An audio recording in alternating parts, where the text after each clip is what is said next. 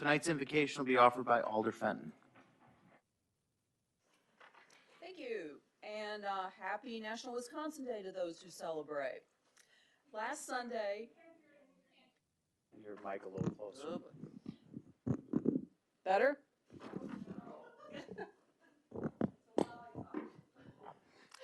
Last Sunday, I watched the Super Bowl along with 113 million others across the country. I've mostly lost interest in the NFL lately because of the treatment of players as commodities in spite of the revelations about CTE, the racial disparities in the number of players of color versus coaches of color, and the treatment of players who speak out against injustice, and the ever-present commercialized patriotism, not to mention whatever it is that a certain quarterback is up to. However, the Super Bowl feels more like a national party than a football game.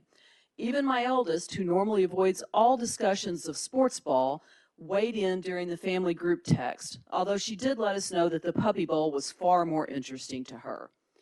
The game was unusually good for a Super Bowl, and I enjoyed Rihanna's halftime performance. However, when I hopped over to Twitter later to look at a few of the is she or isn't she comments, it seemed that the 113 million viewers became twice that many online experts in music, dance, field turf, and the NFL holding rule. The furor was reminiscent of local events. When the Post-Crescent linked on Facebook the story about the proposed reconfiguration of College Avenue last month, there were over 1,100 comments, quite a few of which were personally disparaging of city staff and elected officials. Sadly, that's the new normal.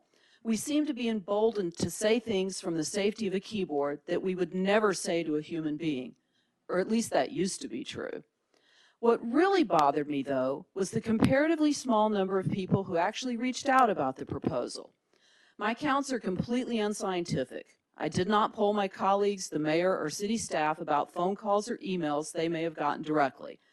I counted the emails sent to all alderpersons, or to me directly, and the phone calls I got. It was 1% of the number of comments on that one Post-Crescent story. The 1,100 number, by the way, is more than the total number of voters in any single aldermanic district in the 2022 spring election. When Appleton Downtown Inc. and city staff held a listening session for downtown businesses on Monday, only 6 businesses were represented, even though quite a few of the Facebook commenters professed to speak for downtown businesses. Local government is the easiest place to make your voice heard. Each alder represents about 5,000 people in the city. We live in your neighborhoods.